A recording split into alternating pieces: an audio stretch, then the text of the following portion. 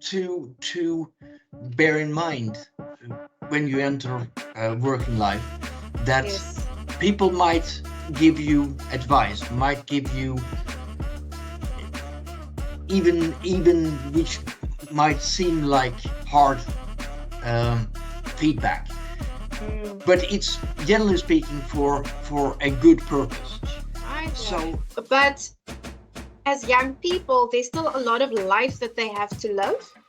There's still a lot of hard knocks they have to experience, that's dished out by the world of work indiscriminately. So, I think the first thing they need to realize is that it's a misconception that knowledge is enough.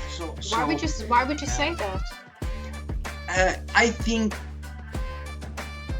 a lot of young people expect a perfect world. They got an employment and they expect everything to work perfectly. Yeah. And then it doesn't, and they are not prepared for that.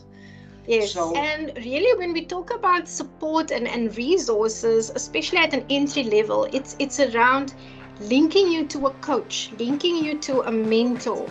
Now, with graduates fresh out of university, they are very much steeped still in this sort of very formal, traditional way of learning. And there's nothing wrong with that. Which I don't think is learning, by the way, necessarily. Okay. So we're going to touch on that. But then...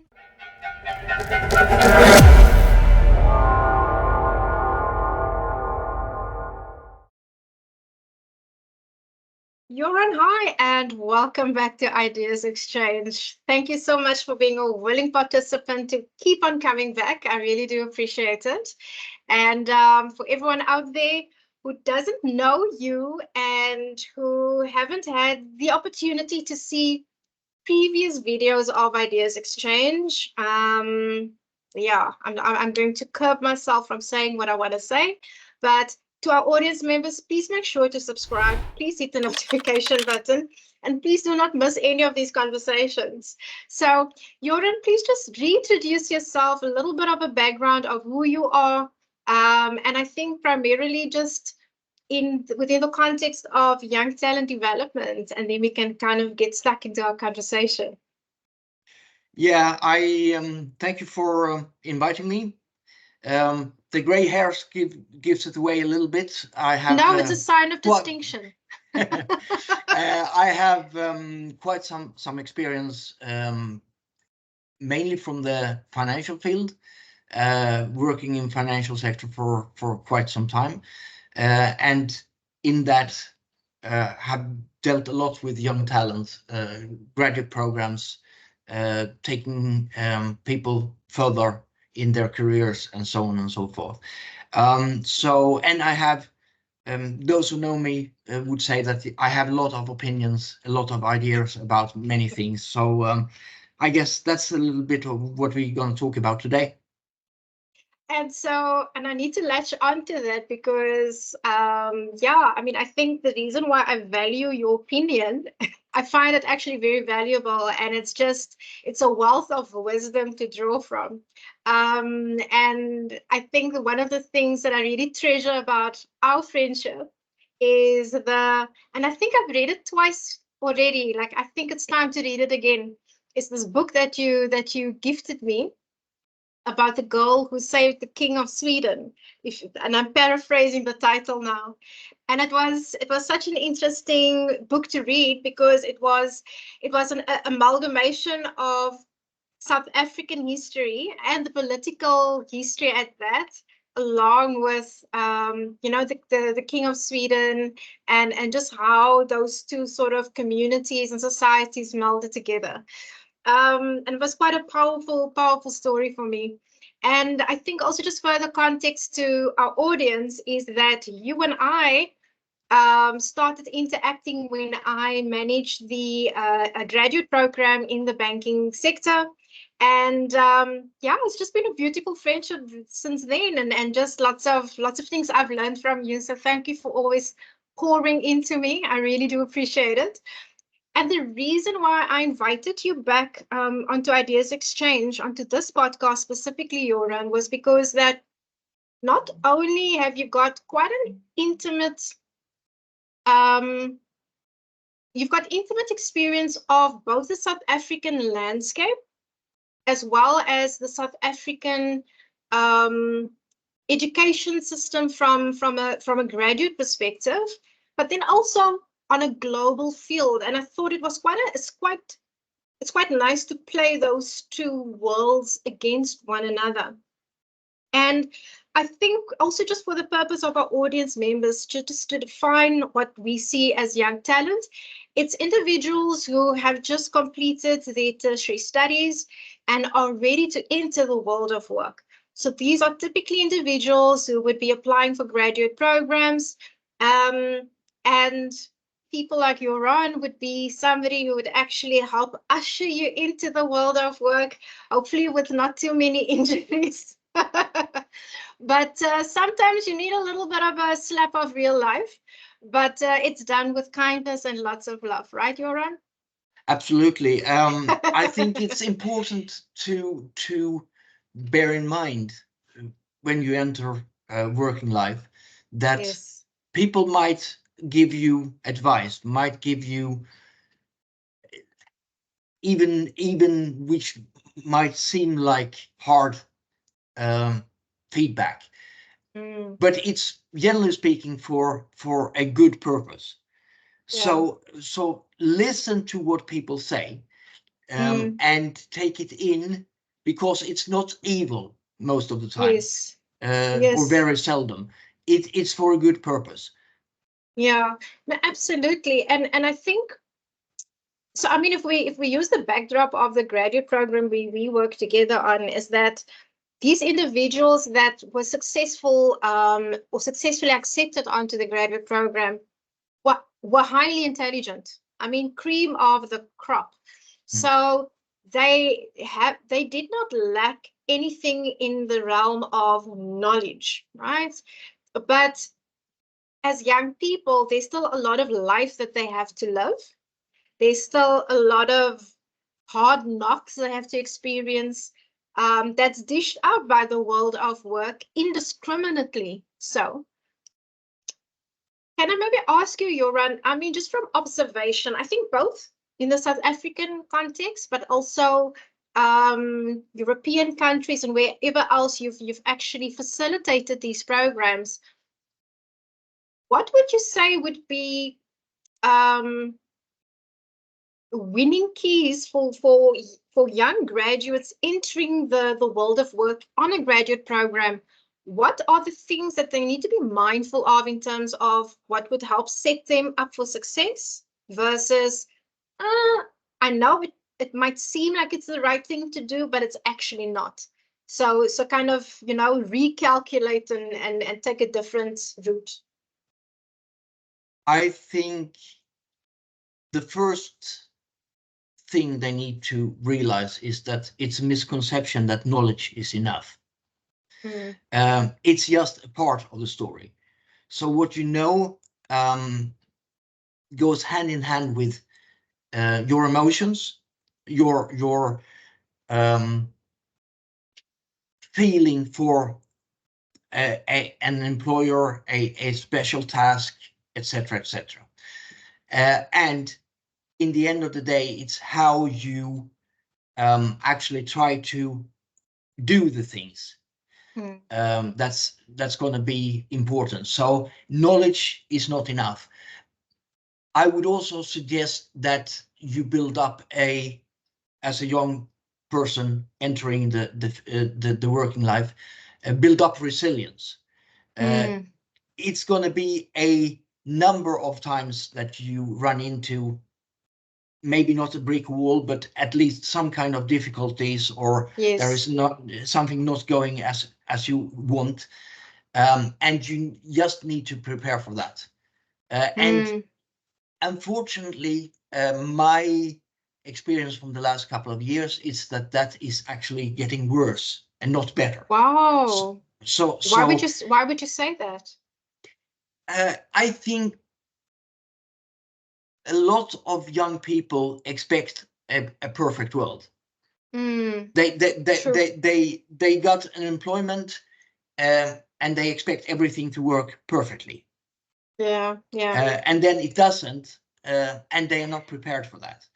Yes. So if you would be able to maybe not succeed, but at least not fall on your face immediately, build up resilience. Be prepared for drawbacks, and because it will happen. Yeah, it's so true. And I mean, what's nice is there's my perspective in terms of when I managed the grad program, my perspective and context was more from the employer side, and yours was more from the learning side, the facilitator side. So what your role was to just mold them from a knowledge perspective, in understanding this is the world of work, this is the banking environment. These are the technical aspects that you need to be aware of, and your focus was more in terms of application, right? Because now we're building on the academic knowledge that you have graduated with. And I think from my perspective and what I've observed, Göran, was that, and I have to say, we've had many conversations after you would run a session on a day with the grads, and it was always interesting to hear it was always interesting to compare your observations when I was talking about mine, especially if we were thinking of one individual in particular, that you had a different perspective, where I was thinking, I'm not sure this person is going to be tough enough to make this environment. And then I was always pleasantly surprised. And I think the one thing for me was always around, there's humility and there's perceived humility. And I think most young individuals would like to think that they are stepping into the world of work with an element of humility.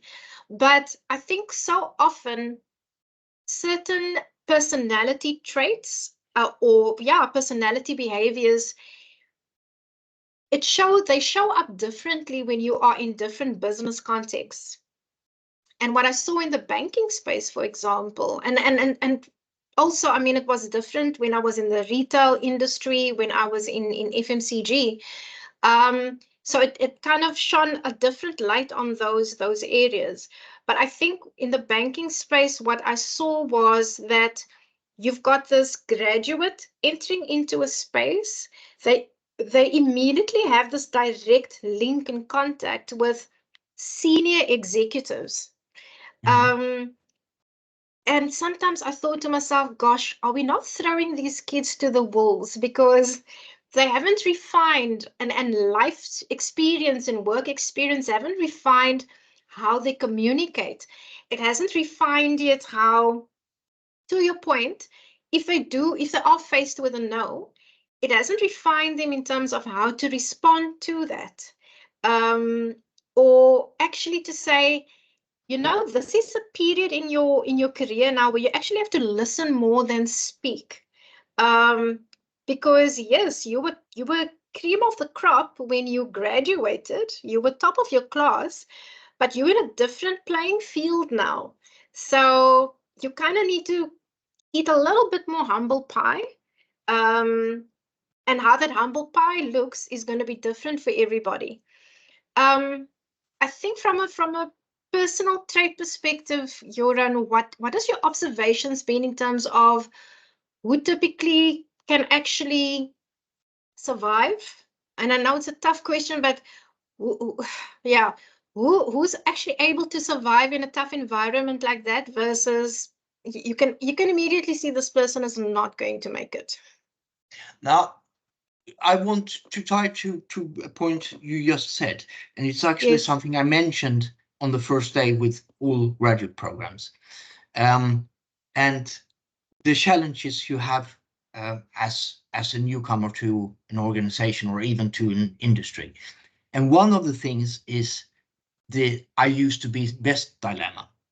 Yes. If you take a group of people who are used to be outperformers, to the right in the bell curve, so not the average, but better than average, and you put them together, you're going to Yes. have still some people who are outperformers, at least on some topics or subjects. You're going to have the majority are now suddenly just medium, Yes. which they are not used to. And you have a Yes. few who are even underperformers. Yes. And that's a hard thing to tackle when you come to the point to see that, whoa, around me are Yes. just people who, and to make things worse, you always compare yourself to the best. So in a group that there might be somebody who is actually an outperformer, and you are yourself and medium or even above average, but you're not best. And that goes for every subject. It's just another person who's the outperformer on various topics. But that makes you feel like you're worse than you actually are. And that's why I mean, with resilience, you need to put things in perspective as well. Is it so? And then back to another thing. You said, do we give young people too much responsibility too quickly? I think that companies can do more when it comes to preparing people for the roles they take on. That's good. And I think it's a little bit different in South Africa, where people are traditionally quite quickly led into managerial positions or some kind of responsibility, maybe more than in other countries or other regions. But still, if we want good leaders for the future, if we want outperformers or people who do well in the future, we need to make the ground for it. We need to help them with that. Yes. And that was something I realized quite some time ago. And I think that's where the difference maybe is from a corporate side and somebody like me. Yes, true. When I took it on, because I realized quite quickly, or quite some time ago, that you need to help them. You need to give support and resources for people to actually be able to perform. True, and I think if I look at the South African context, and you, I mean, it would be interesting to know what the culture is like overseas, but within the South African context, when we talk about resources and support resources for graduates, I think immediately, and maybe most of the time from their perspective, they immediately think there's a corporate phone, company phone, there's a corporate credit card, you know, all of these things that you only manage to get access to when you're in middle management or senior management, if then. And really, when we talk about support and resources, especially at an entry level, it's around linking you to a coach, linking you to a mentor. And I think that is why it's always important that when you are bringing graduates onto a program, is that you do have a community of internal coaches and mentors that can actually be a guide for them and that can actually help them to, or help open up some doors for them, and not so much about stepping through those doors to just go to start influencing, but it's about stepping through those doors to actually start observing what's happening in certain meetings and really just about taking everything in. And I agree with you, that's very important. I'm not sure, I mean, from an international perspective, Göran, when you talk about support and resources, is it the same or is it slightly different? No, I think it's pretty much the same. The coin has two sides, though. It's not only to make the resources available, a coach, a mentor, somebody who can help you, but you, as a young person, need to be willing to use that resource. Yes. And I think it's important to stress that it's nothing wrong taking advice from somebody with more experience or Yeah. in a it's not on, and that can be maybe which come over as hard or negative advice. It's not necessarily that. If somebody is willing to give advice, give help, and spend the time on it, it's often for a good reason.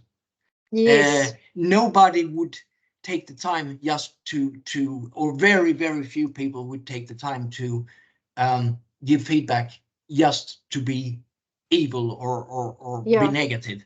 So, but you need, as a young person, then to be able to take it in and to do with something with it. And true. it's not only for you to decide which advice you should listen to. Listen to everything and imagine why somebody would say something that way they said it. And I think internationally seen, that's the same everywhere. That we are, and the paradox is, of course, you're hired because you're good. You're crème de la crème. And you then expect yourself to be self-going. So you don't need to take advice. But knowledge is not enough. It's the emotional aspect. It's the cognitive aspects. The how do you do things in a certain situation, and the knowledge might be the same, but the situation might change how you do it a certain way or another way. And I love that segue, because you're shifting the topic onto something quite important for me, and that's on the learning curve that you've shared with me, and I would love for you to just touch a bit on that. I think what is clear from a people development or learning and development community globally, I think we can all agree that the focus on what our role is and what our contribution has become within the corporate environment, that has shifted.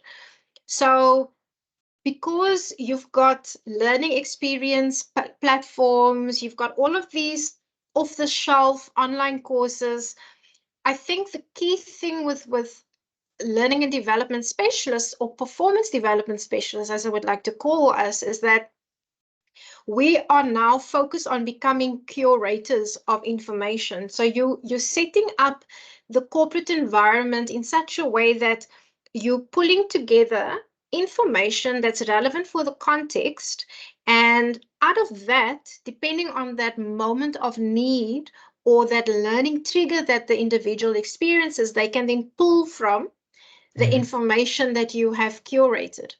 Now, with graduates fresh out of university, they are very much steeped still in this sort of very formal, traditional way of learning. And there's nothing wrong with that. I'm Which not knocking I that. don't think is learning, by the way, necessarily. Okay, so we're going to touch on that. We're going to touch on that. But then stepping into the corporate space, the way individuals have to learn, that changes. So now you're more focused on performance development and performance enablement. So I'm going to just let you loose now and give me your view on terms of that shift in the different way they have to be mindful that they have to learn and take on information. And even if it is something simple as somebody giving you advice, understand that's also a form of learning, and taking from that and learning to apply. So I'm going to please let me know what your thoughts are. Yeah, well, I think it starts with some kind of performance outcome, a change of behavior. You have Yes. some kind of goal. Yeah. And the way we traditionally look at things is that it's education. It's somebody with a lot of knowledge, not necessarily Yes. anything more than that, who pushing that knowledge onto Yes. to you. That's what happens in schools, even at Yes. universities.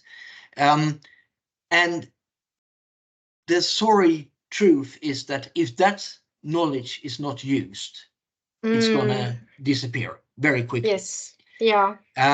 So there needs to be a triggering point where you as an individual realize that that knowledge is useful for you. Yes. And that is just the raw material for your development. Love that. But if you come to such a trigger point, and you realize that you can have usage for the knowledge or whatever you're supposed to learn, or somebody wants to teach you, then you start pulling. You look for resources, you look for ways to improve, to gain more knowledge, but also skills that's necessary, and so on. And that's the second phase. And I think that's the real learning, the real performance and enablement. That's where you really move up the learning curve. And the important thing in that phase is that you have support, and that could be a person, which is then not necessarily a teacher or trainer. I call it a facilitator.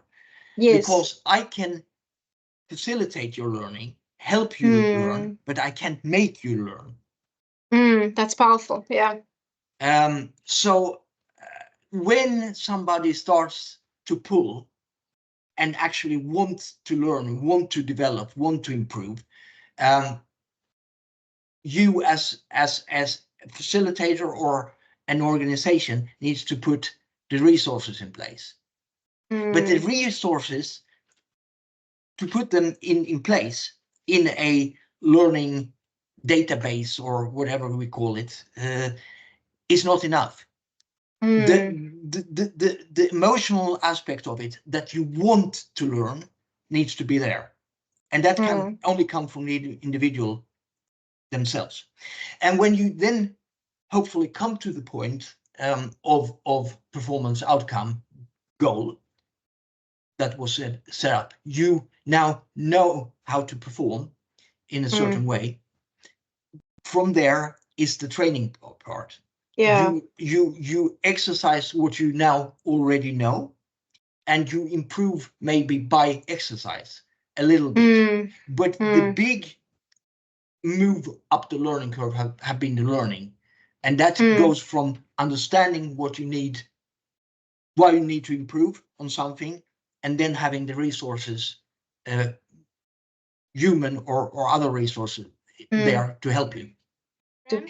I think as we kind of close off the conversation, Göran, there's maybe, I think first of all, let's do a bit of a shameless plug for Wildebok Learning, right? So Wildebok Learning, who would your typical client be? I mean, if there's, I'm assuming it's a corporate.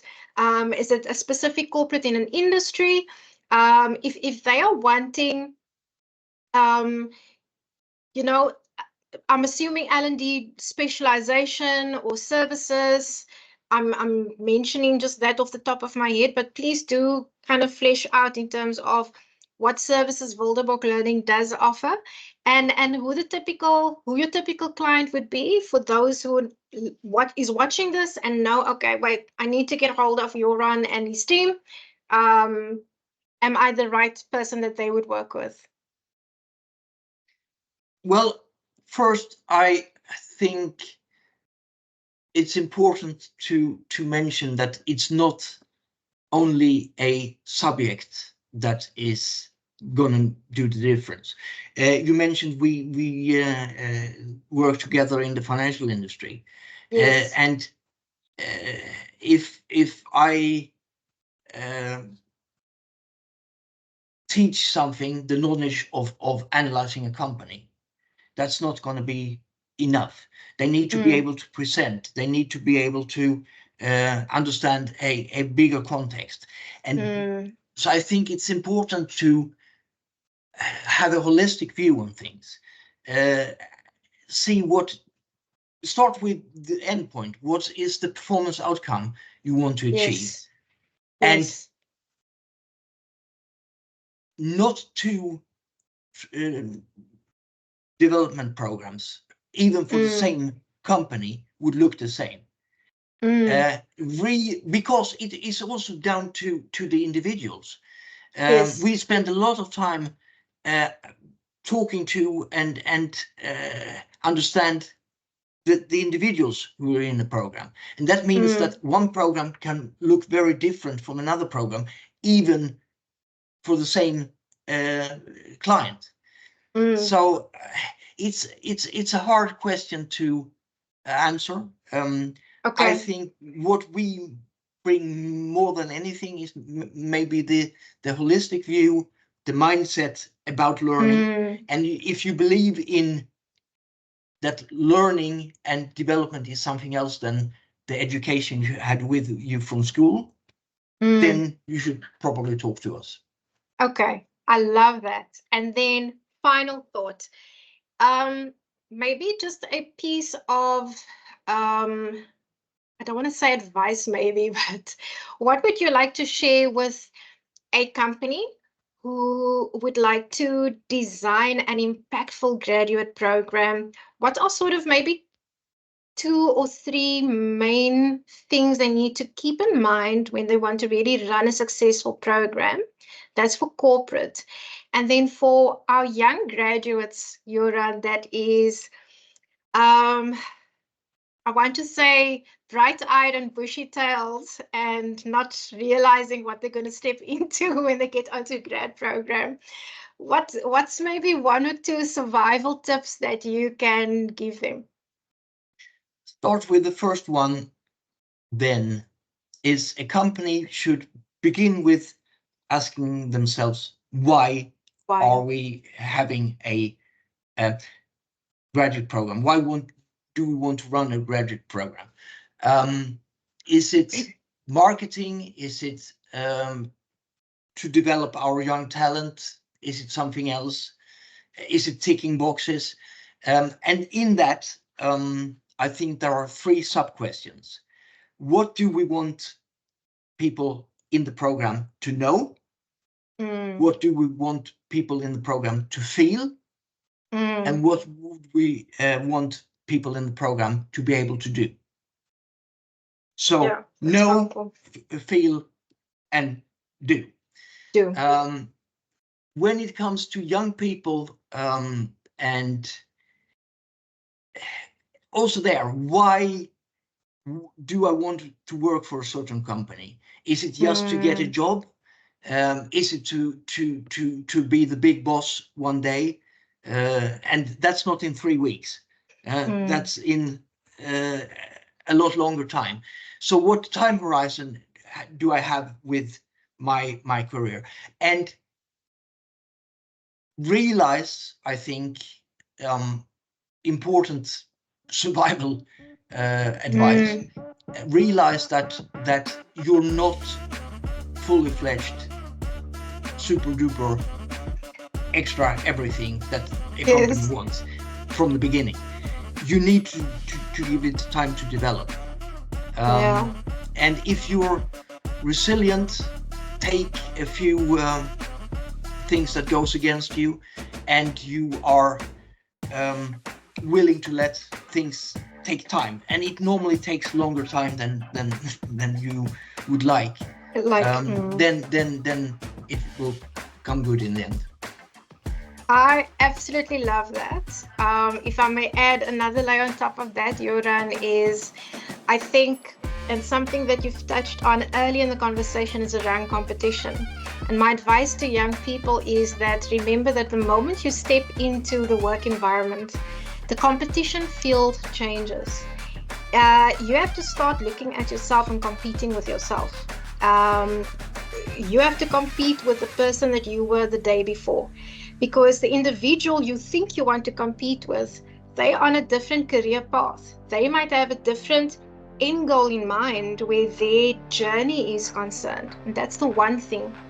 The other thing that I want to also just add as advice to young people, graduates stepping into the work environment is that, and it's going to sound harsh when I say this, but yes, your parents love you, your mom loves you, you are the apple of her eye, you will always be the best in everything where she's concerned. Understand that when you come into the work environment, that changes. It's not going to be the same. And so when you do hear advice, when people are sharing information with you, as Göran has mentioned, it comes from a good place. It comes from a place where we want to see you survive and thrive and really grow in the business. So this is the time in your life where you are for the first time exposed to a number of professionals. They are experts in their fields. So maybe just take a step back, keep quiet, observe, listen, take loads of notes.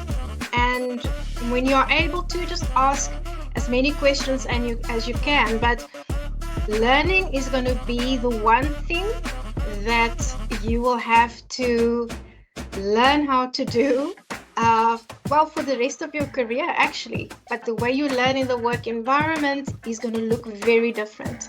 So, yeah, Göran, thank you so much. Thank you, as always, for a very insightful conversation. And yeah, I always learn when I'm engaging with you. So thank you for that. And we chat soon. Thank you. Bye.